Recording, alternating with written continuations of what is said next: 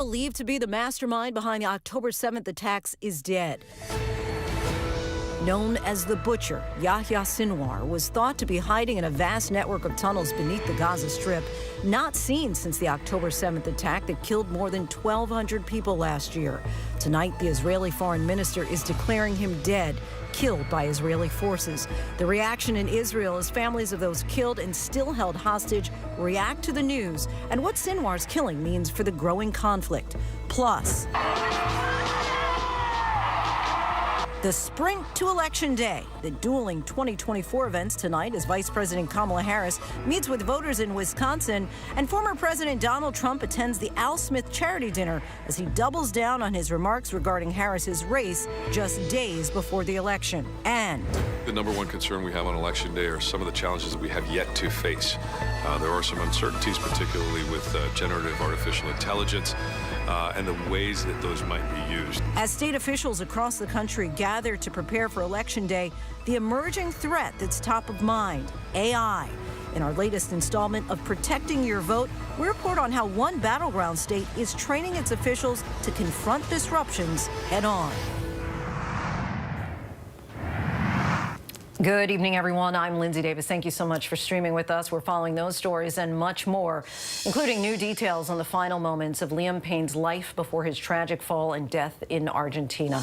Plus, the former Olympian that's now being accused of running a multi-billion-dollar international drug ring, that suspect who's now on the run.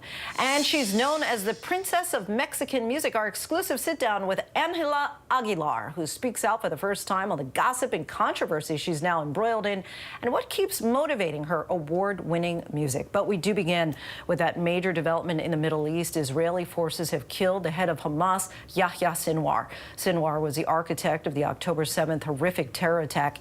Taking him out was one of the main goals of Israel's war with Hamas. He was believed to be hiding deep inside Gaza's tunnels. But 24 hours ago, an Israeli military drone looking for suspects after a firefight spotted Sinwar on the third floor of a residential building sitting in the midst of the rubble. Shortly after that, a sniper took him out. It wasn't until this morning that he was identified as the chief of Hamas, first by sight and then by DNA. Israeli Prime Minister Benjamin Netanyahu addressed Israelis today, saying, "As we have promised to do, we've settled the score."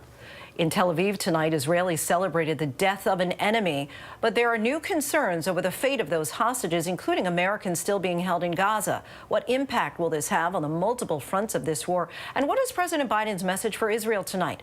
Former Defense Department official Mick Mulroy is standing by, but we begin with Tom Sufi-Burge from Tel Aviv. Tonight, this Israeli military drone capturing the final moments of Israel's most wanted terrorist, the mastermind of the October 7th terror attack, Hamas leader Yahya Sinwar. This graphic image showing his dead body after he was killed by Israeli forces. It was IDF reservists, not special ops, who came across Sinwar by chance during a routine operation in Rafah yesterday, flying that drone into a building after a gun battle, spotting an armed man sitting in a chair, his face covered, his hand bleeding after being shot. The man throwing an object at the drone, soldiers soon after killing him. But at this point, they still didn't know it was Sinwar. In fact, it wasn't until today when a separate unit checking the building found his body and recognized it was the Hamas leader, confirming his identity through DNA, dental records and fingerprints. Tonight, Israeli Prime Minister Benjamin Netanyahu saying Sinwar's death brings the end of the war closer. But it's not over yet. President Biden today speaking with Netanyahu from Air Force One, congratulating him on Sinwar's assassination. The two leaders agreeing this is an opportunity to secure the release of the hostages, vowing to work together. He has a lot of blood in his hands. American blood, Israeli blood, nothing. US officials telling us Sinwar was the main roadblock in the latest ceasefire and hostage negotiations. Across Israel today, cheers, but also fear. Well, they're chanting enough. The hope amongst these families and friends of the hostages is that the death of Yahya Sinwar could open the door for the end of the war in Gaza and a deal to get their loved ones home. Family members of the remaining hostages, including Americans, taking to the streets, now more concerned than ever. I'm not shedding one single tear for the life of him, but now there's no central leadership.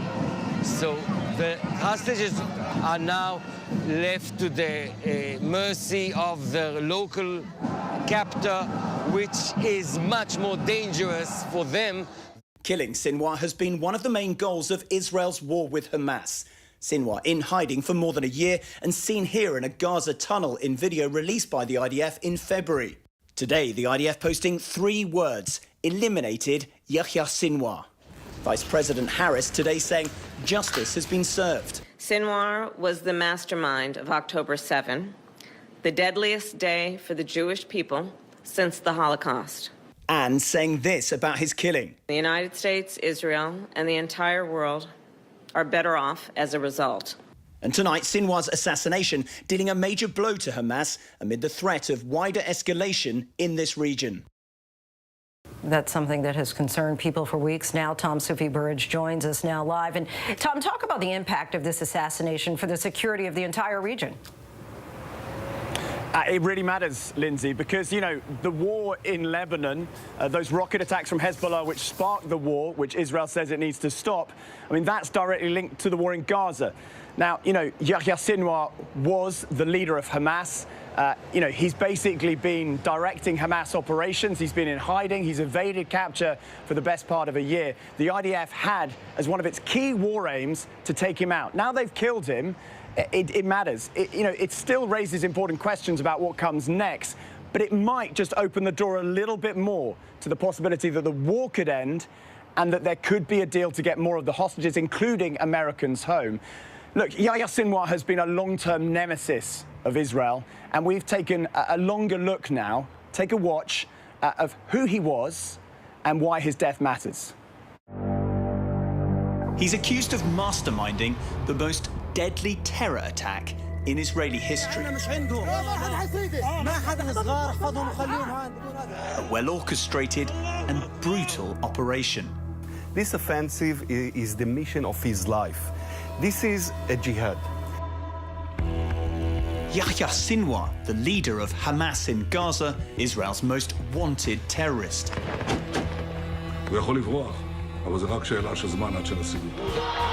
For Israelis, Sinwar was the face of and brain behind the most heinous crimes. You know, he has murder eyes. He's very, very smart. He's not a psychopath. When you're trying to find the seeds of this brutality of October the 7th, you must understand not only the ideology, but also the personality of Yahya Sinwar. While for Palestinians who chanted his name in the streets, he was a symbol of resistance to Israeli oppression. He's a leader. He has a charisma. Yahya Sinwar grew up in a refugee camp. His parents reportedly displaced during Israel's War of Independence. Hamas, or Islamic Resistance Movement, designated a terrorist organization by many Western nations, was founded by the paraplegic imam, dressed all in white, Sheikh Ahmed Yassin.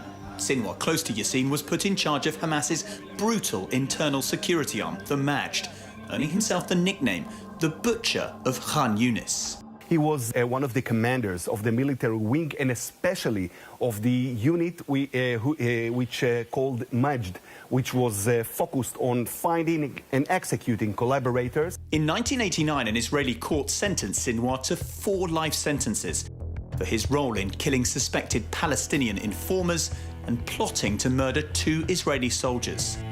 He spent the next 22 years in Israeli jails, including at Nafcha prison in the Negev desert.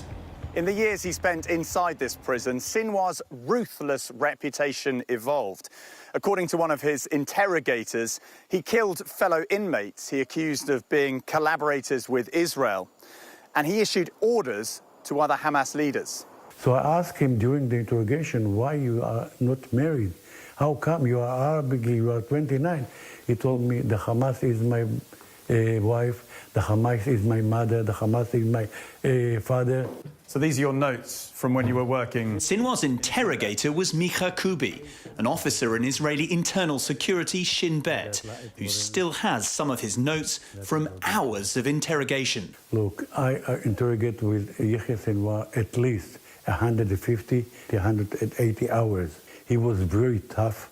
And he says in those long conversations, Sinwar didn't hide his brutal methods. He killed 12 people by his hand. Did he almost boast to you that he killed those people? And did he even tell you? No, I can describe how did he kill them. With machete. He preferred to kill. Machete? With machete, of course. That's the reason people of Gaza Strip called him, the butcher of Khan Yunis. But that image of Sinwar isn't shared by one of his former fellow Palestinian inmates. Did people in the prison fear him? مش خوف بس في كمان رهبة إله.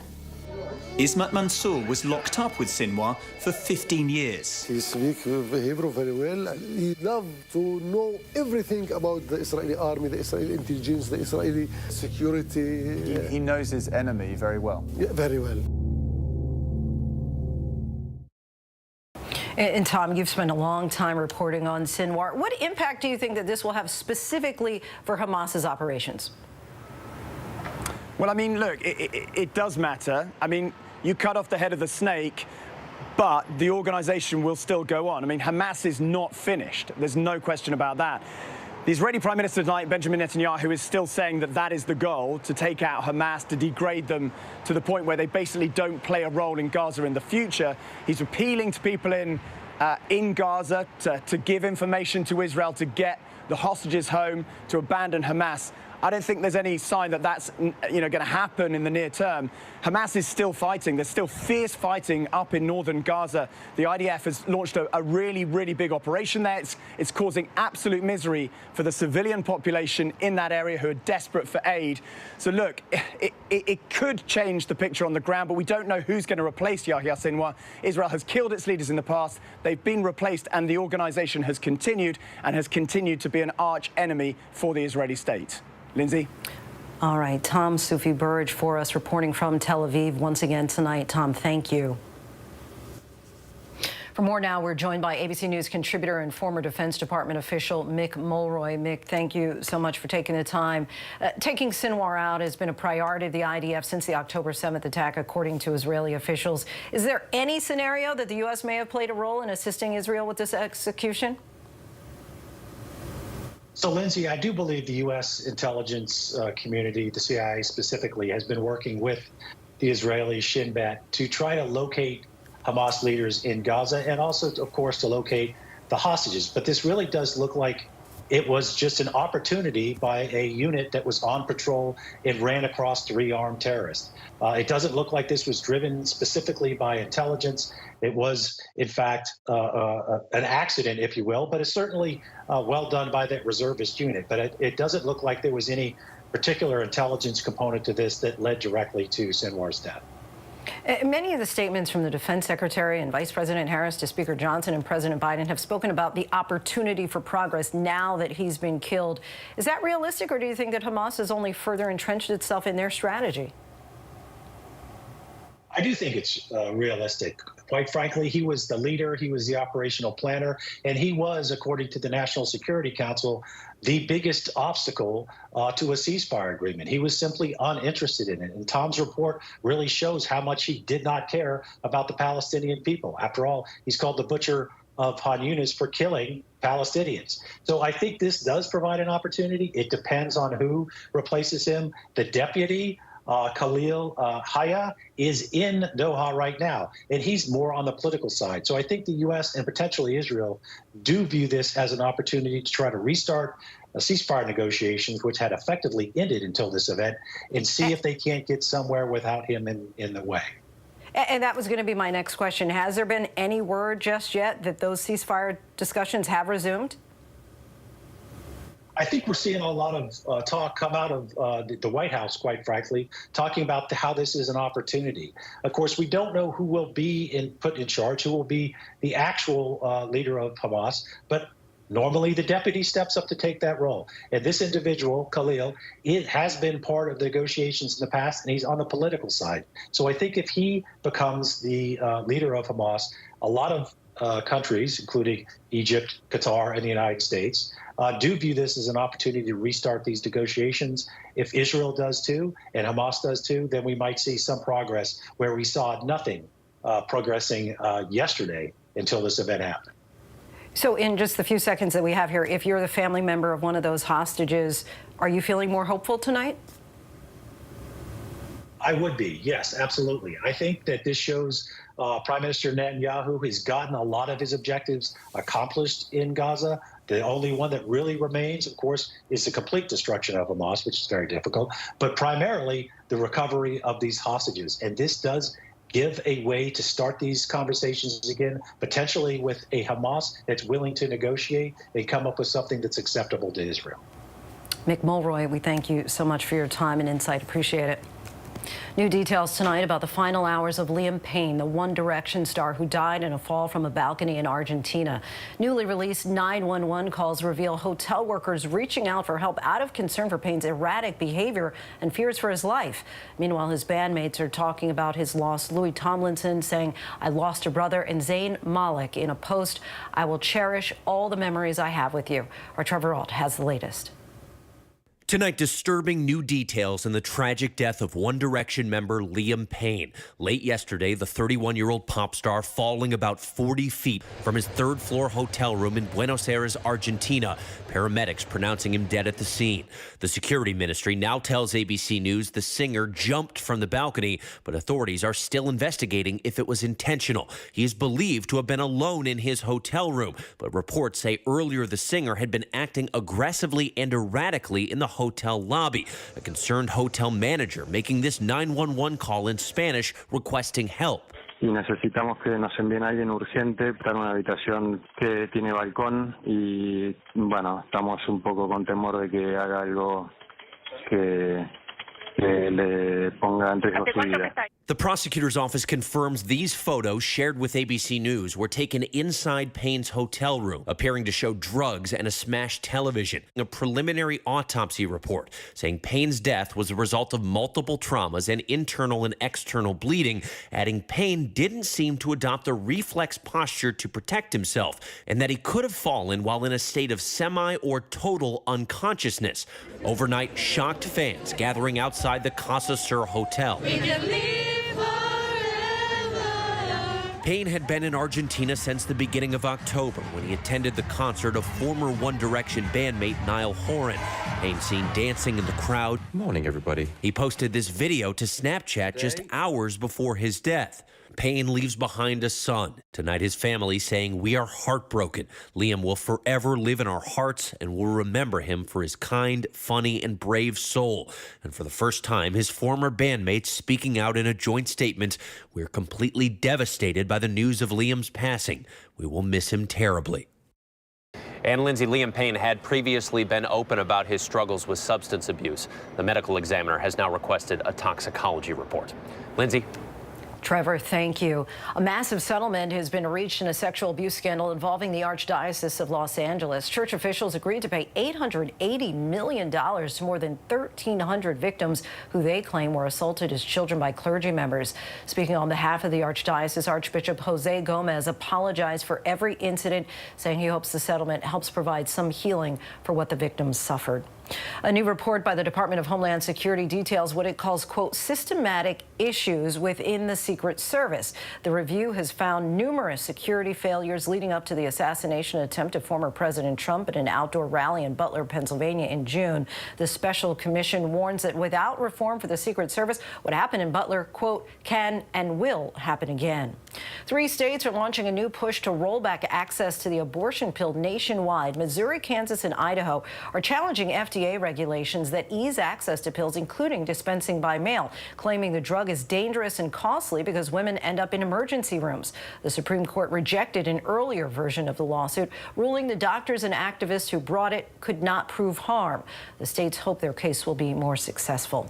With just 19 days until the presidential election, former President Donald Trump stunned many during a town hall, telling a man in the audience that January 6th was a day of love. Vice President Kamala Harris then blasted Trump, saying the country and the world saw the violence that day. Tonight, the moment in that town hall, what the voter asked and the subsequent fallout. We are now 19 days away from the election. Mary Bruce reports in tonight from Wisconsin. Tonight in battleground Wisconsin, Vice President Kamala Harris taking aim at Donald Trump for his new comments calling January 6th a, quote, day of love. We here know January 6th was a tragic day. It was a day of terrible violence. There were attacks on law enforcement. 140 law enforcement officers were injured. Some were killed. And what did Donald Trump say last night about January 6th? He called it a, quote, a day of love. Trump's comments came in a Univision town hall Buenas noches, señor Trump. in response to a question from a Republican voter, Ramiro Gonzalez, who told the former president he was disturbed by his actions on January 6th. I want to give you the opportunity to try to win back my vote. Okay. Your, I'd say, action and maybe inaction during your presidency and the last few years sort of, was a little disturbing to me. What happened during January 6th and the fact that, you waited so long to take action while your supporters were attacking the Capitol. I'm curious how people so close to you and your administration no longer want to support you, so why would I want to support you? If you would answer these questions for me, I would really appreciate it and give you the opportunity. There's, your own vice president doesn't want to support you now. Thank you, Ramiro. So the people that don't support a very small portion, we have a tremendous, about 97% of the people in the administration support me. But because it's me, somebody doesn't support, they get a little publicity. The vice president, I disagree with him on what he did. I totally disagreed with him on what he did. Very importantly, you had hundreds of thousands of people come to Washington. They didn't come because of me. They came because of the election. They thought the election was a rigged election, and that's why they came. Some of those people went down to the Capitol. I said, peacefully and patriotically, nothing done wrong at all, nothing done wrong. This was a tiny percentage of the overall, which nobody sees and nobody shows. But that was a day of love from the standpoint of the millions, it's like hundreds of thousands. Though Trump says the crowd on January 6th didn't come because of him, he was the one who told them to travel to Washington, promising, quote, it will be wild. Tonight, that voter saying he won't be voting for Trump, quote, because he didn't tell me the truth. And Harris not holding back. It points out something that everyone here knows. The American people are exhausted with his gaslighting. Exhausted.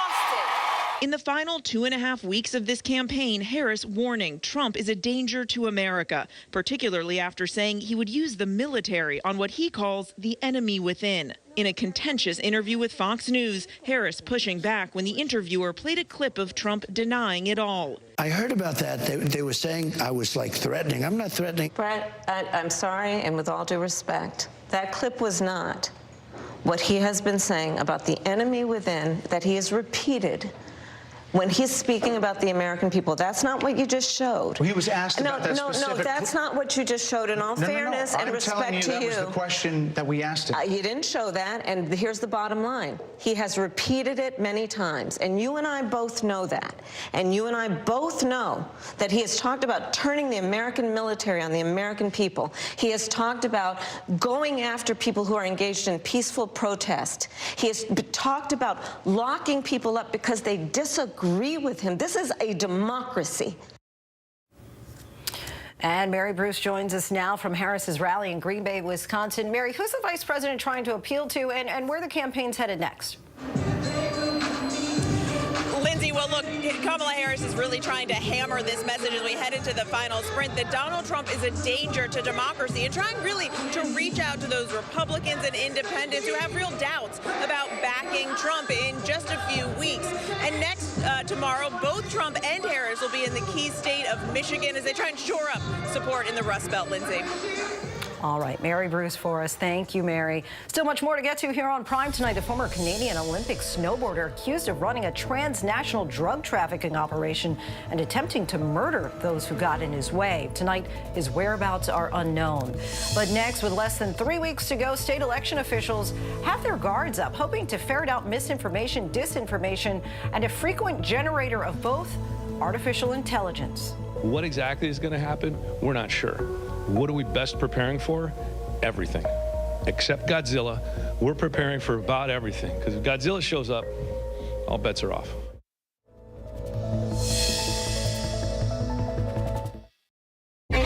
Did you kill Mary Yoder?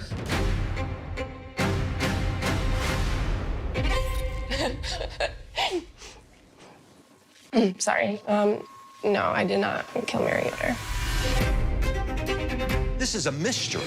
How did she die? They begin to do this autopsy. It's just screaming, toxin, toxin, toxin. Did somebody intentionally do this to her? When the tests came back, I thought, yeah, holy, are you kidding me? My garden club is very divided. People think she's innocent. I think she's guilty. Never heard of a case like this. Maybe a thriller. I'm not buying this Little Miss Innocent game. Little Miss Innocent, passion, poison, prison. I know it wasn't me. Sorry. So, if it wasn't me, who was it? Only on Hulu. Hi, my name is Patrice. I am a totally cool person with a disability. Patrice always sees the best side of life. I just looked at her and I said, would you like to be my wife? If you get married and you're collecting a Social Security benefit, your benefit will be cut. I don't take anything for granted. I don't see what anyone can see in anyone. They're never gonna stop us from loving each other. Things have changed. What does that mean? It means everyone is vulnerable. I know for a fact there's something else at work here. When you put blood on the ground, there's no going back from it. FX is the old man. All new Thursdays at 10 on FX. Stream on Hulu. America's #1 most-watched daytime talk show is ABC's The View. You all heard it here first. I love it. I'm there for it. Hot topics, political views. That's what we're about. Voices that matter. It all goes down right here. That's why it's called the what? The View. I love it. I'm all in. Second that. This is going to be must-see TV, and so much could happen.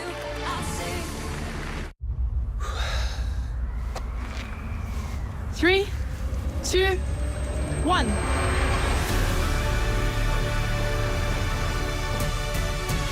It's a 24/7 life together.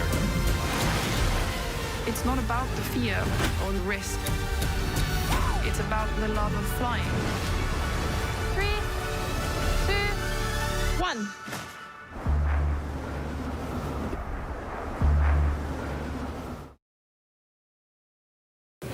Tonight, state election officials across the country are bracing for the final stretch of this divisive and unpredictable presidential campaign. Many in key battlegrounds are working overtime to prevent any dramatic disruptions that could compromise the vote.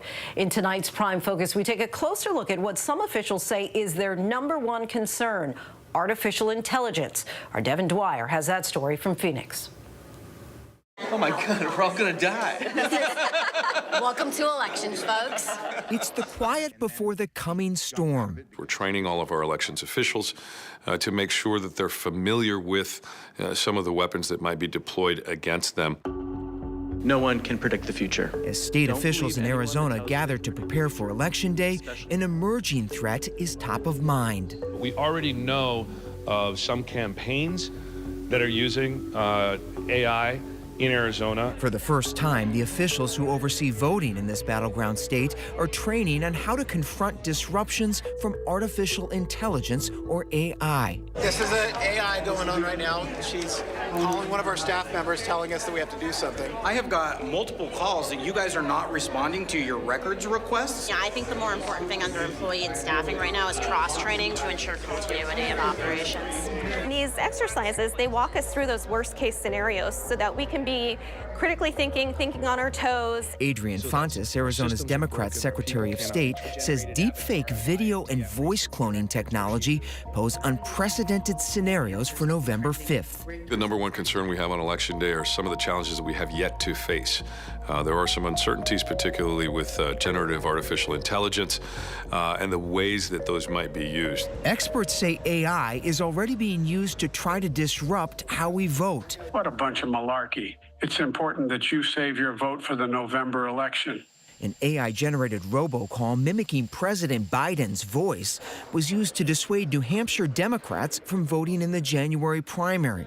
Your vote makes a difference in November, not this Tuesday. The man behind the call was hit with a $6 million fine by the FCC and faces criminal charges. Taylor Swift said she endorsed Vice President Kamala Harris on Instagram last month, in part to refute this AI-generated deepfake, falsely showing her endorsing Donald Trump. And OpenAI, the company behind ChatGPT, says it shut down a secret Iranian effort using its tools to manipulate voter opinion, while the Justice Department says Russia is also using AI to feed political disinformation on social media. The primary targets of interest are going to be in swing states, and they're going to be swing voters. Lucas Hansen is tracking the use of AI in politics for Civ AI, a nonprofit he co-founded to educate the public about the dangers. An even bigger one, potentially, is trying to manipulate voter turnout, which in some ways is easier than trying to get people to actually change their mind. What we can do here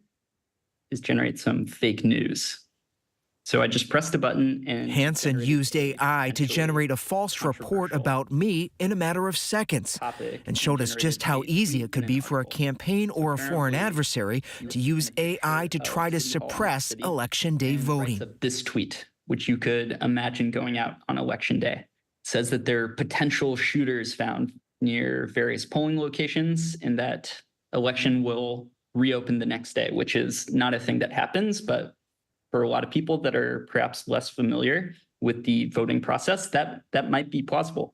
And so you could imagine this decreasing voter turnout pretty significantly. The feds say while the risks aren't entirely new, AI is amplifying attacks on our election with greater speed and sophistication at a lower cost. Those threats are being supercharged by advanced technologies, the most disruptive of which is artificial intelligence. In a bulletin to state election officials, the Department of Homeland Security warns AI voice and video tools could be used to create fake election records, impersonate election staff to gain access to sensitive information, generate fake voter calls to overwhelm call centers, and more convincingly spread false information online. What should people look for as they're consuming election information online? So in images, at least for now, oftentimes, if you look at the hands, then there will be the wrong number of fingers, or there will be not enough appendages. For audio, a lot of times it still sounds relatively robotic. Social media companies and U.S. intelligence agencies say they're prepared to alert voters about malicious AI deepfakes and misinformation, but they can't catch it all. More than 3 in 4 Americans believe it's likely AI will be used to affect the election outcome. And many voters worry they're not prepared to detect fake photos, video, and audio on their own. In the long term, if you see something that seems implausible and it also makes you really, really mad, then there's a pretty good chance that that's not real. So part of it is you have to learn to listen to your gut. Do we think that folks are going to get threatened? Yeah. In states like Arizona, which could decide a razor-tight presidential race, the stakes are higher than ever. Ultimately, the most important thing is letting voters know this is where you go to, where you actively go to get that official, accurate information. We want voters to go to their election officials. As the men and women who make our elections run brace for another unpredictable year. AI is it's the new kid on the block. What exactly is going to happen? We're not sure. What are we best preparing for? Everything. Except Godzilla, we're preparing for about everything. Because if Godzilla shows up, all bets are off.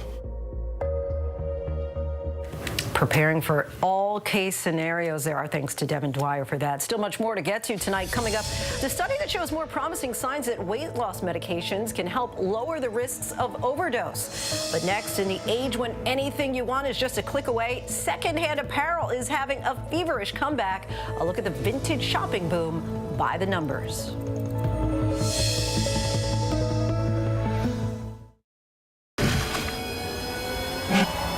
How many elephants have you killed? True natural beauty, one of the last of its kind. But this comes at a cost. 5 countries, 5 incredible real stories of adventure, danger, We have to go. and deceit.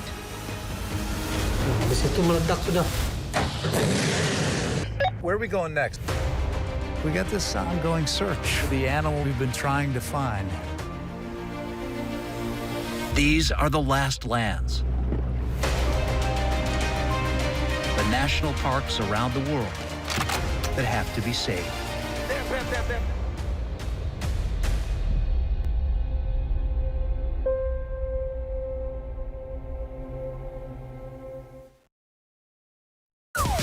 Yo, partner. We're not partners. I'm the detective and you are the consultant. I see you brought your baby to a crime scene. She is just spectating. You're a single mom with 3 kids pretending to be a cop. I am not pretending. I spot things that detectives miss. Still think my theory's flimsy? That big brain of hers is going to help us close a lot of cases. I'm just out here super copping. High Potential, all new Tuesday on ABC and stream on Hulu. Hey, good morning, America. Good morning, America. Good morning, America. Are you ready? They are ready. Covering the biggest events in the country right now. There's a lot going on here this morning. You don't just see it, you feel it. I'm in. I'm in. I'm in too. I'll be here. I am here and so happy. I'm in. I'm in too. Michael, George, Claire, Ginger. I did terrible things. I hurt a lot of people. I know who you are. Ball is in the air. You're special. Yes, it's a touchdown. What if God made me this way? FX's American Sports Story. Aaron Hernandez. All new Tuesdays at 10 on FX. Stream on Hulu. Mary J. Blige, Cher, Dave Matthews Band, Jimmy Buffett, Kool and the Gang, Dionne Warwick. It has been amazing. So, how do you get in the Rock and Roll Hall of Fame? Hey, Rock and Roll Hall of Fame. Foreigners waiting outside. Foreigner? Not in the Hall of Fame? I love Peter Frampton. I always feel like he's been far too underrated. Getting into the Rock and Roll Hall of Fame. That is the ultimate goal. Rock and Roll Hall of Fame, now streaming on Hulu. It's lunchtime in America, so what are we serving up? Well, how about everything you need to know? Give it to me. Your health, your money, breaking news, pop culture, with the biggest stars, music, trends, and of course, good food. It's all coming up on GMA 3. You're gonna love it. We'll see you then. GMA 3, what you need to know. A third hour of GMA in the afternoon. So join us afternoons For everything you need to know. I love Give that. it to Me me. too. I'm Matt Gutman in Gadara, Israel, at a school hit and that historic Iranian missile strike. Wherever the news is, we'll take you there. You're streaming ABC News Live. Welcome back, everyone. Even in this online shopping age, secondhand apparel is rising in popularity. Buying vintage, upcycled, or reused is now a reason to shop at a brick and mortar store. We check out the vintage shopping boom in tonight's By the Numbers. There are now more than 25,000 resale stores in the U.S., and the secondhand clothing sales were up 11% in 2023 compared to the previous year. That's according to data compiled by Capital One. The used clothing market has exploded to $43 billion billion in sales as of last year, up from just $23 billion in 2018. That growth is 7 times the rate of the broader retail industry, according to the online consignment platform ThredUp. Mass market retailers are getting in on the vintage boom, too. Inside a large New York City store, Banana Republic opened a 225-square-foot shop selling their clothing from the 80s and 90s. H&M and Madewell have followed suit in selling secondhand items.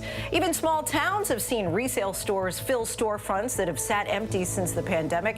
7 secondhand shops have opened up in Santa Cruz, California's downtown, just since 2020. And the nation's oldest and largest secondhand store operator, Goodwill, has opened some 400 stores in the last decade, including boutique shops featuring designer brands.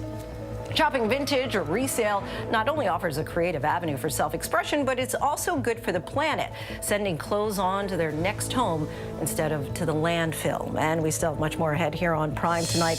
With her latest album up for a Latin Grammy, there are few names in Mexican music bigger than Angela Aguilar, and also getting top billing as of late. Her love life, our Maria Villarreal sits down with her to get the scoop. And get out your favorite superhero costume. It's not quite Halloween just yet, but it is Comic-Con, and perhaps none are bigger than New York's, which just kicked off today. Did you kill Mariota?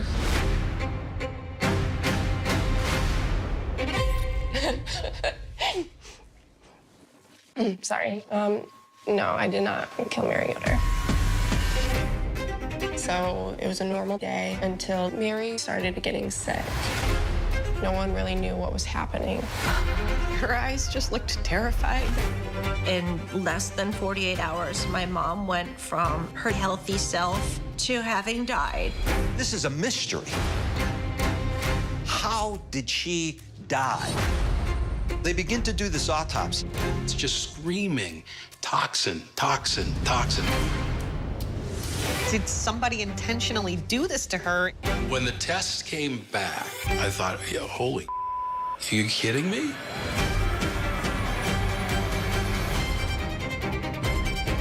I had dated Adam. I was scared of him. It changed the way I see the world.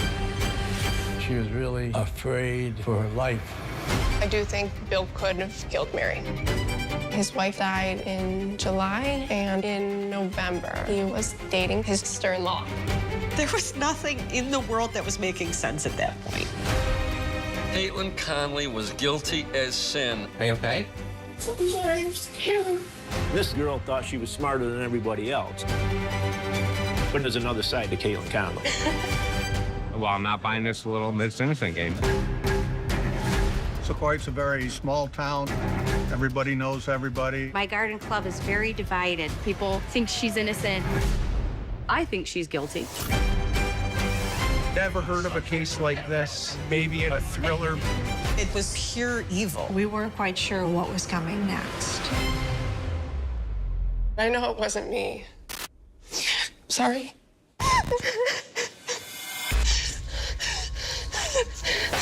So, if it wasn't me, who was it? Little Miss Innocent. Passion, poison, prison. Only on Hulu. You're watching America's #1 streaming news, ABC News Live. Breaking news, exclusives, live reporting across the globe. Keep streaming with ABC News Live. Attention teachers, no child is to be sent to the principal's office today. Kids, if you want to do crime, now's the time. Happy first day in school. Yes. Weren't there like 4 more of these? Yeah, we were robbed. Hey, buy 3, get 1 free. I'ma call your mother on you. Bring the rest back here, boy.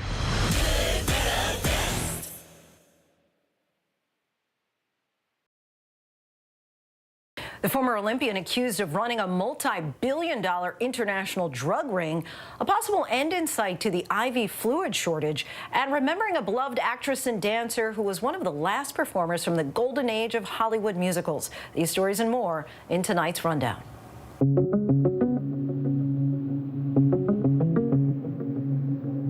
grand jury in Georgia indicted the father and son connected to the Appalachia High School shooting. The alleged shooter, 14-year-old Colt Gray, faces 55 charges, and his father, Colin Gray, faces 29 charges. Investigators say Colin Gray bought the weapon used in the shooting for his son as a Christmas gift months after he was investigated for a separate shooting threat. 2 students and 2 teachers were killed in the September 4th shooting. A former Canadian Olympic snowboarder is charged with running a major drug trafficking operation that hired hitmen to murder anyone thought to be blocking their shipments. Officials issued a federal arrest warrant for Ryan Wedding, who participated in the 2002 Olympics. Officials said the organization moved 60 tons of cocaine per year through the Americas and were also involved in multiple murders, including that of 2 parents killed in Canada this year in a case of mistaken identity. There's a $50,000 reward for information leading to Wedding's arrest and extradition. Amid a shortage of IV fluid solutions in the U.S., the Baxter manufacturing plant responsible for most of the country's IV fluid protection is working on a phased restart after being impacted by Hurricane Helene. Baxter said its North Cove site has fully restored utilities and was finalizing deep cleaning of the facility with a goal to restart production in phases by the end of the year. The Biden administration revealed on Friday that it invoked war powers from the Defense Production Act to help Baxter rebuild the facility. The largest study of its kind showing even more promising signs that weight loss medications like Ozempic and Wegovy can help lower the risks of intoxication and overdose. The landmark research looked at over 1.3 million people, 500,000 with opioid use disorder, and more than 800,000 with alcohol use disorder, and found those taking Ozempic had a 40% lower chance of experiencing an opioid overdose. The risk of alcohol intoxication cut in half compared to those not taking the drug. Actor and dancer Mitzi Gaynor has died. She was best known for starring as Nellie Forbush in the 1958 film South Pacific, which earned her a Golden Globe nomination. I'm gonna wash that man right out of my hair. She appeared across film and television as well as on stage with a touring show and residencies in Las Vegas. Mitzi Gaynor was 93 years old. New York Comic-Con is officially underway. The largest comic and pop culture event on the East Coast kicked off at the Javits Center in Manhattan Thursday, with hundreds of thousands expected to attend throughout its 4 days. Comic-Con features panels from hit TV shows, movies, and comics, as well as celebrity appearances and, of course, some very creative costumes. Demi Moore has shared an update about caring for her ex-husband Bruce Willis as he battles dementia and how she's still finding moments of beauty in their time together. Our Ariel Reshef has this story. Demi Moore giving a candid update on caring for ex-husband Bruce Willis almost 2 years after his diagnosis with frontotemporal dementia. The disease is what the disease is, and I think, you have to be in real deep acceptance of what that is. Moore, who was married to the Die Hard star from 1987 to 2000 and shares 3 children and 1 grandchild with Willis, speaking openly on Sunday at the 2024 Hamptons International Film Festival. What I, always encourage is to just meet them where they're at. The family sharing moments on social media, announcing in 2023 that Willis has been battling frontotemporal dementia, an illness that causes a decline in cognitive function that can affect speech, language comprehension, and behavior after he was initially diagnosed with aphasia. Bruce Willis's family, his wife, his ex-wife, his children have really done an incredible job, if you think about it, of bringing awareness to FTD. They continue to share insight through photos, through anecdotes from their visits together, just showing that he's still smiling and that they are just showing all the love that they can in the world for him. Moore visited Willis just days ago with their granddaughter, saying time is precious. I was there, 2 days ago with my granddaughter, and being able, to share with whatever we have for however long we have it. Ángela Aguilar, she's the princess of the Mexican music royal family, a Grammy-nominated artist and an entrepreneur. But despite all that success, it's her marriage to Mexican music star Christian Nodal that had her making headlines over the summer. But now the 21-year-old is exclusively setting the record straight and focusing on her future. Here's ABC's Maria Villarreal.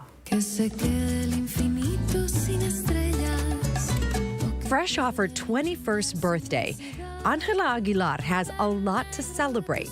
At the close of her family tour, Aripeo Hasta Los Huesos, Aguilar sat down with us in Los Angeles to catch up. It's been a minute. I know. How are you? Good to see you. You look amazing. When we first met back in 2022, she was 19, in between concerts and working on new music. We have a lot to catch up on, man. Girl, Stop. I know.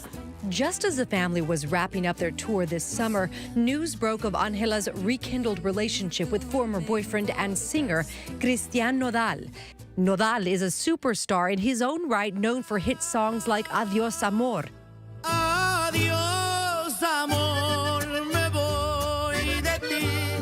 He boasts 22 million listeners on Spotify and is currently the top regional Mexican music artist. In 2018, Nodal joined the Aguilar family on tour, and then in 2020, the hitmaker released a song featuring Aguilar titled Dime Como Quieres.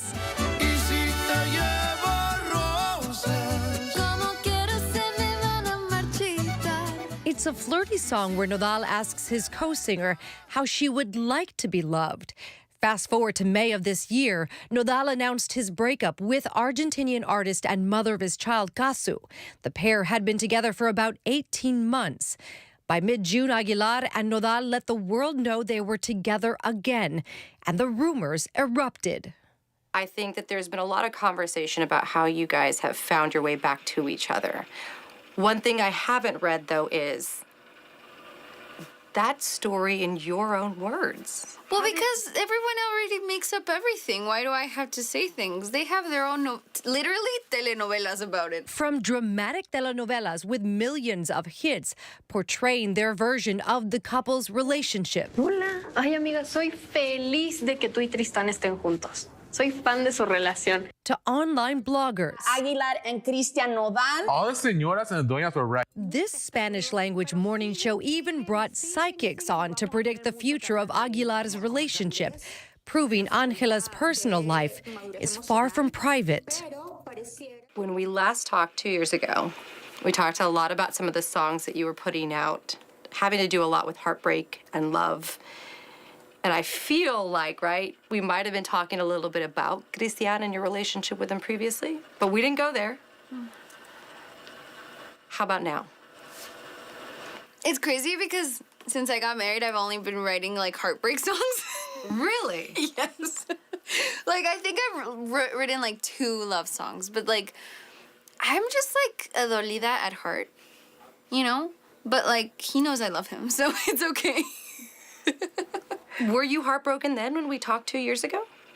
You know, I think I've always been very heartbroken. I think my heart has been broken a lot since I was very, very little. And we're not talking about just Cristian. No, we're talking about life, girl. You know, I think when you're in the industry very, very young, you know, you have to mature really, really quickly. And you expose yourself, or for me, I exposed myself to things that, like, I should have waited a little bit to do. So my heart was constantly getting broken, not by people, but by the illusions that I had of the people that surrounding me. Expectations. Exactly. So, you know, of course Christian broke my heart a while ago, but now it's together again. Then, in July, Aguilar and Nodal secretly got married, sending fans and the media into another tailspin. What is the story? It's not the one that they're portraying. And I don't feel like right now in this point in my life, I don't really feel like I have to explain anything to anyone. I think that people are being villainized, and I think people are being badly portrayed. I think that they're not putting our characters where they should be. I don't think that they don't even know 5% of the story that they're trying to tell, but that's okay, because that's what sells. And we're in an industry, and we're working. You know, when I signed up to be a singer, but I got all of this, you know? So it's part of it. The only thing that I can say is that, you know, all the parties in hand are together and united, and we're all on the same page, and no one's heart got broken, no one's, you know, we have a clear consciousness. Ángela began singing when she was 3 and is considered Mexican music royalty. Her grandparents are famed actress Flor Silvestre and singer Antonio Aguilar. And her father is multi-Grammy-winning musician Pepe Aguilar. Months before you guys knew, we already were okay. And by we, you mean you? All of the parties involved. Tristan and all of the parties involved were okay with it. They knew what was going on. We just shared it because that's what, as public people, unfortunately, you have to do. Because it's not just your relationship, it's the whole world's relationship, you know? So that's all I can tell you. I am super respectful of my husband, and I'm super respectful of everything surrounding that. You know, we're working on something together. Like, life is so amazing right now. Just as long as I turn off my phone, I just can enjoy how amazing life is. For now, the newlywed is sharply focused on her career and the upcoming Latin Grammys, where her album Bolero is nominated for Album of the Year against other popular female artists like Karol G and Shakira.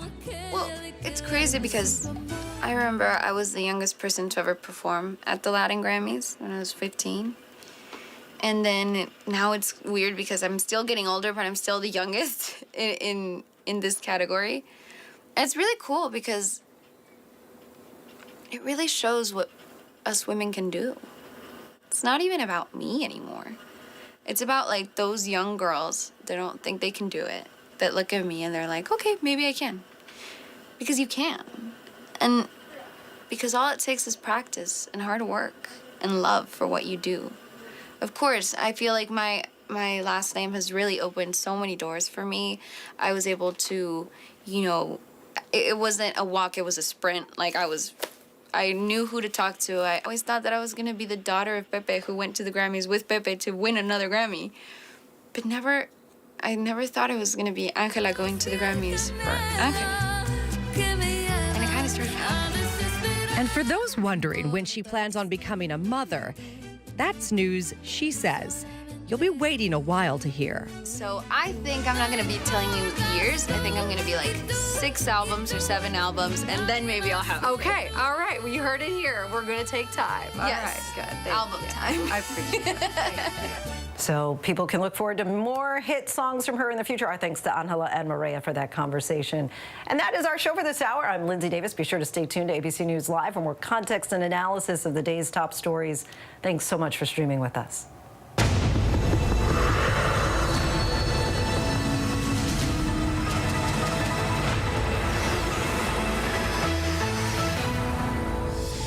Coming up in the next hour, chilling drone video shows the final moments of the mastermind of the October 7th terror attack. Plus, a father first, superhero second. Tonight, our conversation with the children of Christopher Reeve, including our own Will Reeve, about their journey with grief after the loss of their parents.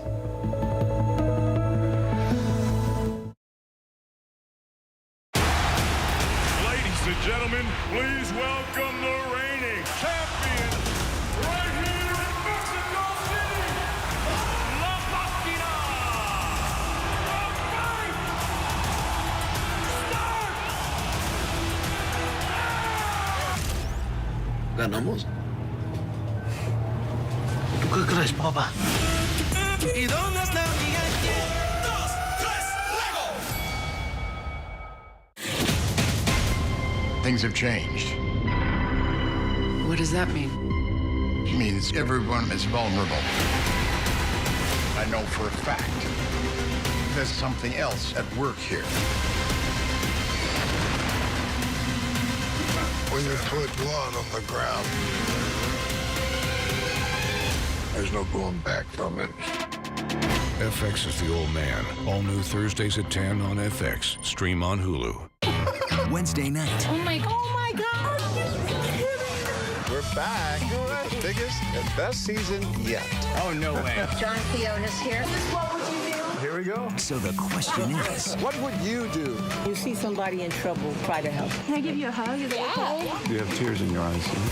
Thank you for standing up for us. Oh my God! Look at John! It's what would you do? I'm on it, girl. now on Wednesday nights on ABC. Trick or treat! When I flick this switch, there'll be a horrible noise and a terrible odor. Will it hurt? Pain like you've never known. Seems risky. I am much satisfied. What? You scared? This is happiness. We love Halloween. Got me. He's a bit silly. Turning the machine off. Do you feel good?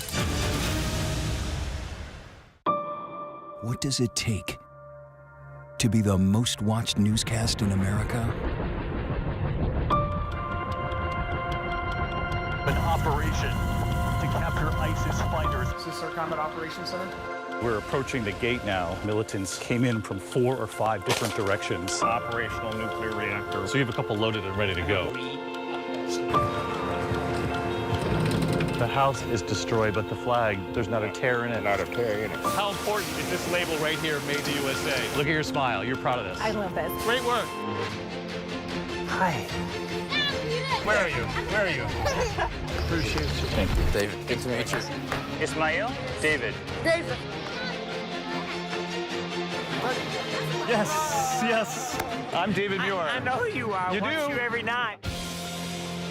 ABC's World News Tonight with David Muir is America's most watched newscast.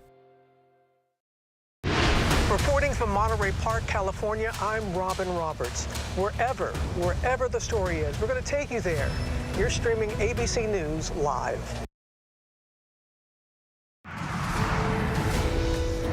Good evening, everyone. This is ABC News Live Prime. I'm Linsey Davis. Thanks so much for streaming with us. We have a lot of news to get to tonight, including the death of the man believed to be the mastermind behind the October 7th attack, Yahya Sinwar, the reaction in Israel as families of those killed and still held hostage react to the news, and what Sinwar's killing means for the growing conflict. Plus, the sprint to Election Day, the dueling 2024 events tonight as Vice President Harris meets with voters in Wisconsin and former President Trump attends the Al Smith charity dinner in New York City as he doubles down on his remarks regarding Harris's race. And why authorities now say a former Olympic athlete is now a fugitive wanted for running a $1 billion international drug ring. But we do begin with that major development in the Middle East tonight. Israeli forces have killed the head of Hamas, Yahya Sinwar. Sinwar was the architect of the October 7th horrific terror attack. Taking him out was one of the main goals of Israel's war with Hamas. He was believed to be hiding deep inside Gaza's tunnels. But 24 hours ago, an Israeli military drone looking for suspects after a firefight spotted Sinwar on the 3rd floor of a residential building sitting in the middle of rubble. Shortly after that, a sniper took him out. It wasn't until this morning that he was identified as the Hamas chief, first by sight and then by DNA. Israeli Prime Minister Benjamin Netanyahu addressed Israelis today, saying, as we have promised to do, we have settled the score. In Tel Aviv tonight, Israelis celebrated the death of an enemy, but there are new concerns over the fate of those hostages, including Americans still being held in Gaza. What impact will this have on the multiple fronts of this war? And what is President Biden's message for Israel tonight? Former Defense Department official Mick Mulroy is standing by, but we begin with Tom Soufi-Burridge, who leads us off from Tel Aviv. Tonight, this Israeli military drone capturing the final moments of Israel's most wanted terrorist, the mastermind of the October 7th terror attack, Hamas leader Yahya Sinwar. This graphic image showing his dead body after he was killed by Israeli forces. It was IDF reservists, not special ops, who came across Sinwar by chance during a routine operation in Rafah yesterday, flying that drone into a building after a gun battle, spotting an armed man sitting in a chair, his face covered, his hand bleeding after being shot. The man throwing an object at the drone, soldiers soon after killing him. But at this point, they still didn't know it was Sinwar. In fact, it wasn't until today when a separate unit checking the building found his body and recognized it was the Hamas leader, confirming his identity through DNA, dental records and fingerprints. Tonight, Israeli Prime Minister Benjamin Netanyahu saying Sinwar's death brings the end of the war closer, but it's not over yet. President Biden today speaking with Netanyahu from Air Force One, congratulating him on Sinwar's assassination. The two leaders agreeing this is an opportunity to secure the release of the hostages, vowing to work together. He had a lot of blood in his hands. American blood, Israeli blood, and others. US officials telling us Sinwar was the main roadblock in the latest ceasefire and hostage negotiations. Across Israel today, cheers but also fear. Well, they're chanting enough. The hope amongst these families and friends of the hostages is that the death of Yahya Sinwar could open the door for the end of the war in Gaza and a deal to get their loved ones home. Family members of the remaining hostages, including Americans, taking to the streets, now more concerned than ever. I'm not shedding one single tear for the life of him, but now there's no central leadership. So the hostages are now left to the mercy of the local captor, which is much more dangerous for them. Killing Sinwar has been one of the main goals of Israel's war with Hamas. Sinwar in hiding for more than a year and seen here in a Gaza tunnel in video released by the IDF in February. Today, the IDF posting 3 words: eliminated Yahya Sinwar. Vice President Harris today saying justice has been served. Sinwar was the mastermind of October 7, the deadliest day for the Jewish people since the Holocaust. And saying this about his killing. The United States, Israel, and the entire world are better off as a result. And tonight, Sinwar's assassination dealing a major blow to Hamas amid the threat of wider escalation in this region. Our thanks to Tom Sufi Burridge. New details tonight about the final hours of Liam Payne, the One Direction star who died in a fall from a balcony in Argentina. Newly released 911 calls reveal hotel workers reaching out for help out of concern for Payne's erratic behavior and fears for his life. Meanwhile, his bandmates are talking about his loss. Louis Tomlinson saying, "I lost a brother." And Zayn Malik in a post, "I will cherish all the memories I have with you." Our Trevor Ault has the latest. Tonight, disturbing new details in the tragic death of One Direction member Liam Payne. Late yesterday, the 31-year-old pop star falling about 40 feet from his third-floor hotel room in Buenos Aires, Argentina. Paramedics pronouncing him dead at the scene. The security ministry now tells ABC News the singer jumped from the balcony, but authorities are still investigating if it was intentional. He is believed to have been alone in his hotel room, but reports say earlier the singer had been acting aggressively and erratically in the hotel lobby. A concerned hotel manager making this 911 call in Spanish requesting help. Y necesitamos que nos envíen a alguien urgente para una habitación que tiene balcón y bueno, estamos un poco con temor de que haga algo que le ponga en riesgo su vida. The prosecutor's office confirms these photos shared with ABC News were taken inside Payne's hotel room, appearing to show drugs and a smashed television. A preliminary autopsy report saying Payne's death was a result of multiple traumas and internal and external bleeding, adding Payne didn't seem to adopt a reflex posture to protect himself, and that he could have fallen while in a state of semi or total unconsciousness. Overnight, shocked fans gathering outside the Casa Sur Hotel. Payne had been in Argentina since the beginning of October when he attended the concert of former One Direction bandmate Niall Horan. Payne seen dancing in the crowd. Morning, everybody. He posted this video to Snapchat just hours before his death. Payne leaves behind a son. Tonight, his family saying, "We are heartbroken. Liam will forever live in our hearts and we'll remember him for his kind, funny, and brave soul." And for the first time, his former bandmates speaking out in a joint statement, "We're completely devastated by the news of Liam's passing. We will miss him terribly." Our thanks to Trevor Ault. With just 19 days now until the presidential election, former President Donald Trump stunned many during a town hall, telling a voter in the audience that January 6th was a day of love. Vice President Kamala Harris then blasted Trump, saying the country and the world saw the violence that day. Just a short time ago, Harris addressed a crowd in Wisconsin and had this to say. Now, we here know January 6th was a tragic day for our country. It was a day of terrible violence with attacks on law enforcement. 140 law enforcement officers were injured that day. Law enforcement officers were killed that day. And what did Donald Trump say last night about January 6th? He called it, quote, a day of love.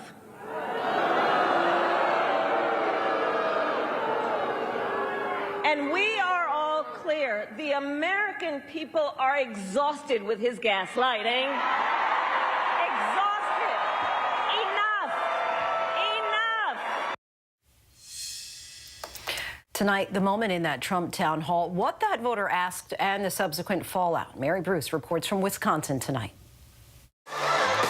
Tonight in battleground Wisconsin, Vice President Kamala Harris taking aim at Donald Trump for his new comments calling January 6th a, quote, day of love. We here know January 6th was a tragic day. It was a day of terrible violence. There were attacks on law enforcement. 140 law enforcement officers were injured. Some were killed. And what did Donald Trump say last night about January 6th? He called it a, quote, a day of love. Trump's comments came in a Univision town hall Buenas noches, señor Trump. in response to a question from a Republican voter, Ramiro Gonzalez, who told the former president he was disturbed by his actions on January 6th. I want to give you the opportunity to try to win back my vote. Okay. Your, I'd say, action and maybe inaction during your presidency and the last few years sort of, was a little disturbing to me. What happened during January 6th and the fact that, you waited so long to take action while your supporters were attacking the Capitol. I'm curious how people so close to you and your administration no longer want to support you, so why would I want to support you? If you would answer these questions for me, I would really appreciate it and give you the opportunity. There's, your own vice president doesn't want to support you now. Thank you, Ramiro. So the people that don't support a very small portion. We have a tremendous, about 97% of the people in the administration support me. But because it's me, somebody doesn't support, they get a little publicity. The vice president, I disagree with him on what he did.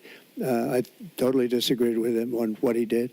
Very importantly, you had hundreds of thousands of people come to Washington. They didn't come because of me. They came because of the election. They thought the election was a rigged election, and that's why they came. Some of those people went down to the Capitol. I said, peacefully and patriotically, nothing done wrong at all, nothing done wrong. This was a tiny percentage of the overall, which nobody sees and nobody shows. But that was a day of love from the standpoint of the millions. It's like hundreds of thousands. Though Trump says the crowd on January 6th didn't come because of him, he was the one who told them to travel to Washington, promising, quote, it will be wild. Tonight, that voter saying he won't be voting for Trump, quote, because he didn't tell me the truth. And Harris not holding back. It points out something that everyone here knows. The American people are exhausted with his gaslighting. Exhausted. In the final 2.5 weeks of this campaign, Harris warning Trump is a danger to America, particularly after saying he would use the military on what he calls the enemy within. In a contentious interview with Fox News, Harris pushing back when the interviewer played a clip of Trump denying it all. I heard about that. They were saying I was like threatening. I'm not threatening. Brett, I'm sorry, and with all due respect, that clip was not what he has been saying about the enemy within that he has repeated when he's speaking about the American people. That's not what you just showed. Well, he was asked about that specific... No, that's not what you just showed. In all fairness and respect to you, that was the question that we asked him. He didn't show that, and here's the bottom line. He has repeated it many times, and you and I both know that. And you and I both know that he has talked about turning the American military on the American people. He has talked about going after people who are engaged in peaceful protest. He has talked about locking people up because they disagree with him. This is a democracy. Our thanks to Mary Bruce for that. So much more to get to tonight. The former Olympic athlete turned fugitive, who authorities say is the mastermind behind a $1 billion international drug ring, and the mysterious tar balls washing ashore on one of Australia's most popular beaches.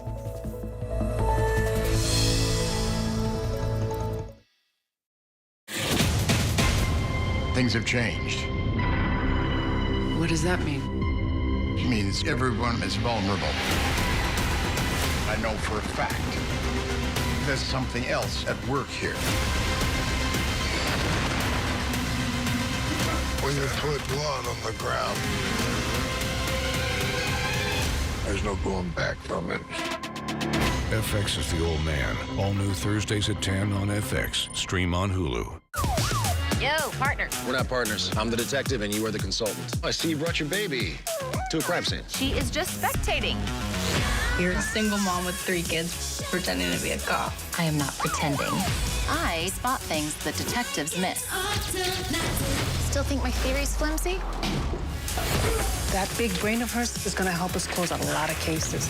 I'm just out here super copping. High Potential, all new Tuesdays on ABC and stream on Hulu. How many elephants have you killed? True natural beauty, one of the last of its kind. But this comes at a cost. 5 countries, 5 incredible real stories of adventure, danger, We have to go. and deceit.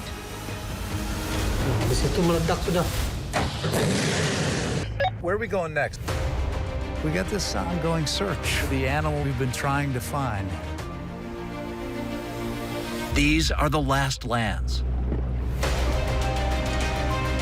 The national parks around the world that have to be saved. There.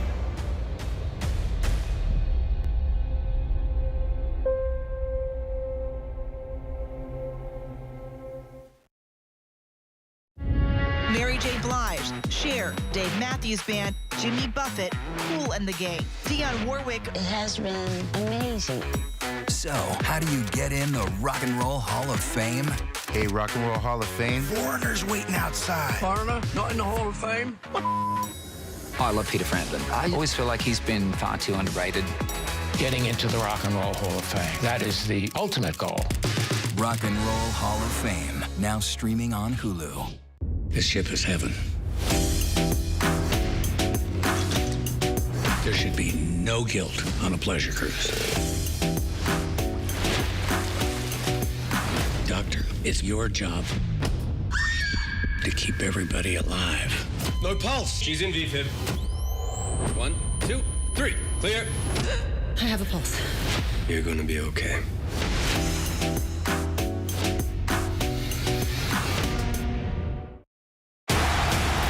Ladies and gentlemen, please welcome the reigning champion right here in Mexico City, La Máquina.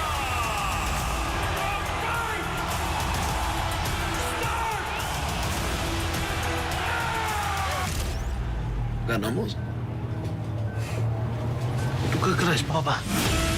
¿Y dónde está mi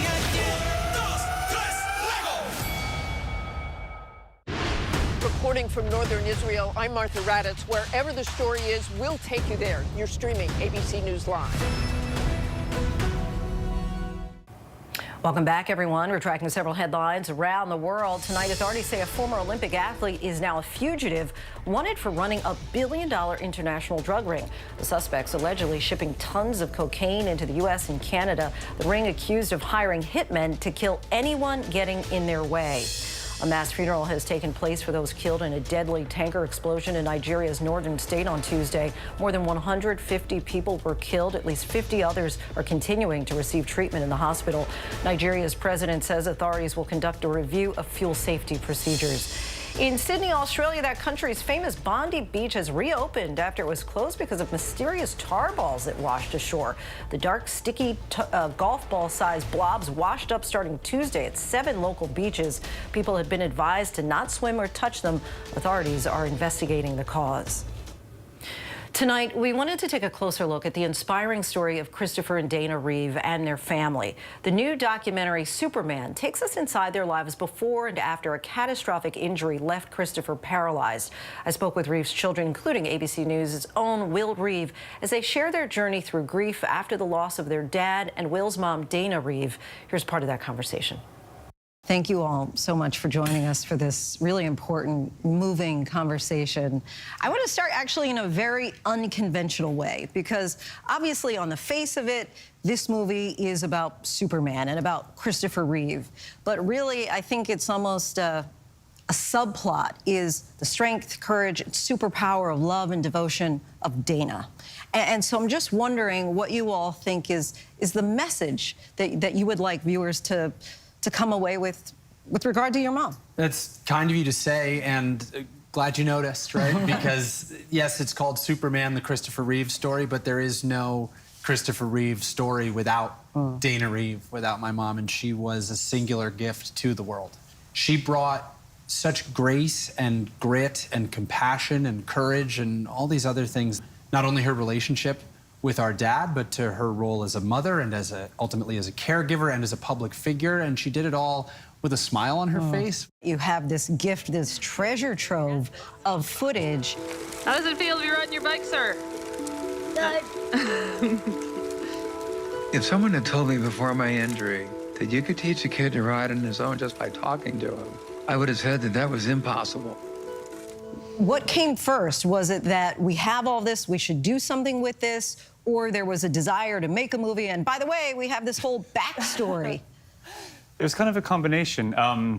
This all started when I was cold emailed by an archive specialist based in the UK who wondered if we had home movies and we had this material and if we'd ever thought about doing something. And coincidentally, we had just kind of boxed up a family home and we knew what we had. We talked amongst ourselves and we thought if we were ever going to do it, now's the right time. So it started there, and we really have Dana to thank. She was the family documentarian. And part of that story in the film, we hear from both of you. Will, you were obviously just 2 years old at the time that the accident happened, but just kind of give us a sense of how you all found out and then your first moment, seeing your dad. So we were so young at the time. Will was only 2. He turned 3 when our dad was still in the intensive care unit. I was 11 at the time, and Matthew was 15. And we got the phone call from Dana saying, this terrible thing has happened. Get here as quickly as you can. And I remember we were apart at the time. You were up in London, and just rushing to find airplane tickets and jump on that plane and then fly over to the hospital where he was in Virginia. But what's amazing about Dana is she knew that the most important thing was for us to be there and to be with Dad. And so literally we got off the plane, got to the hospital, and then we were right in there with him. And, he was in the intensive care unit, hooked up to every machine imaginable. But she said to us, that's still him. He's still there. You go hold his hand and you tell him that you're here and that we're all here for him. And that's really just how we approached all those years after the accident too, is, being together is the most important thing. Did it change the way he became as a father for the 3 of you? I mean, completely. I mean, he went through a very severe near-death experience that left him paralyzed, and that's going to change anyone. But it also changed the ways we could interact together. We couldn't go skiing or sailing or swimming and things like that, but we could spend time together. And I think also just going through everything that he went through, he became more reflective, became sort of more spiritual and meditative and sort of aware of what relationships really mean and what was important. There is also another moment, a woman who's interviewed who says that prior to him really bringing this attention to spinal cord injury and disabled people, she said that disability was not part of humanity, which I thought was such a profound thing to say. And I'm wondering, with that said, what you all would like to see for the future of the Christopher and Dana Reeve Foundation. We are so proud of the legacy of that foundation and the work that it's continuing today. When my dad had his accident, people would talk about spinal cord injury research as the graveyard of neuroscience, not even worth paying attention. You have an accident, you're in the intensive care unit for a little bit, and then you get sent home or get sent to an institution. And that is not the case today. There have been hundreds of millions of dollars invested in spinal cord injury research, and people are seeing improved mobility and quality of life. And it has a dual mission and a dual legacy. It's the Christopher and Dana Reeve Foundation, and its mission statement or slogan is today's care, tomorrow's cure. My mom was focused on getting us through each day and making sure that Dad was okay and our family was okay and that we could get from point A to point B, literally and figuratively. And that is where the Paralysis Resource Center came from. There now is a handbook for families that are dealing with this terrifying event. There are resources that are deployed at a federal level and on a more personal and community-based level that directly focus on quality of life for people impacted by paralysis. And how about you being in a cameo in the upcoming Superman? I don't know what I can say, Lindsay. Maybe we'll talk off air. No, it is a nice full circle moment. I think I have like half a line in the upcoming Superman relaunch. In all seriousness, what was nice about it, the reason that I jumped at the chance, aside from it being a fun thing to do for a day, was we realized, and this whole process of bringing this film out into the world has made us realize, again, on maybe even a bigger level, just how much our dad meant to the world, especially as Superman. To know that he matters so much to people in that role, I understood immediately and innately, like, oh yeah, I gotta do this. It's gonna, it's not about me, it's about the people who loved him. Thank you so much for sharing the family story, really. I think it's a gift for us all. So thank you. Thank you. Thanks. And still to come, are you down bad for Halloween decorations? Don't wait a fortnight to enjoy a spooky setup. We're getting a look at the lawn layout of your wildest dreams and hear about the anti-hero who inspired it all.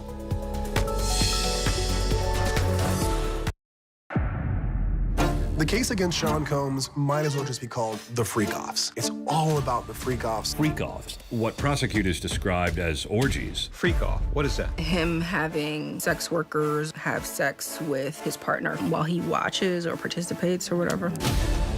He was known to have the Midas touch, and now his touch is anything but golden. It's allegedly criminal. Sex trafficking, racketeering conspiracy, interstate transportation for prostitution. The AK-47s, the 1,000 bottles of baby oil. Diddy in court, pleading not guilty and denied bail. Sean Combs is being treated like a mob boss. He's explosive. I can't unsee that Cassie video. You could tell me whatever you want to tell me about him. I cannot unsee the video. This very powerful man in the music industry decided to use his power to hurt others. Time's up. Diddy, drugs, lies, and freak-offs. Now streaming on Hulu. Trick or treat! When I flick this switch, there'll be a horrible noise and a terrible odor. Will it hurt? Pain like you've never known. Oh! Seems risky. I am much satisfied. What? You scared? This is happiness. We love Halloween. Got me. He's a bit silly. Turning the machine off. Do you feel good?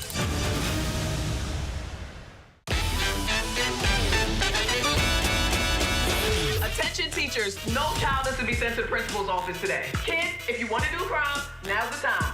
Happy first day of school. Yes. Weren't there like 4 more of these? Yeah, we were robbed. Hey, buy 3, get 1 free. I'ma call your mother on you. Bring the rest back here, boy.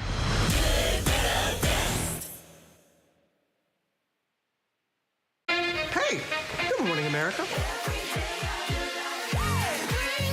Good morning, America. Good morning, America. Are you ready? They are ready. Covering the biggest events in the country right now. There's a lot going on here this morning. You don't just see it, you feel it. I'm in. I'm in. I'm in too. I'll be there. I am here and so happy. I'm in. I'm in too. Michael, George, Clara, Ginger. This version of me. America's #1 most watched daytime talk show is ABC's The View. You all heard it here first. I love it. I'm there for it. Hot topics, political views. That's what we're about. Voices that matter. It all goes down right here. That's why it's called the what? The View. I love it. I'm all in. Second that. This is going to be must-see TV, and so much could happen. You're watching America's #1 streaming news. Keep streaming with ABC News Live. Down in New Orleans, Halloween decorations are nothing to shake off. And for 20 years, the owner of an iconic mansion on one of the city's famous streets has been decorating for the spooky season with skeletons. This year, the setup is entering a new era. Reporter Kenny Lopez from our partner station WGNO gives us a tour. At the Skeleton House NOLA, it's the dawn of a new era, the Taylor Swift Scaras Tour. 13 different tailors and one football player that you might recognize. These Taylor versions of the pop star are popping up in Llewellyn Berger's Boneyard with the help of her 11 grandchildren.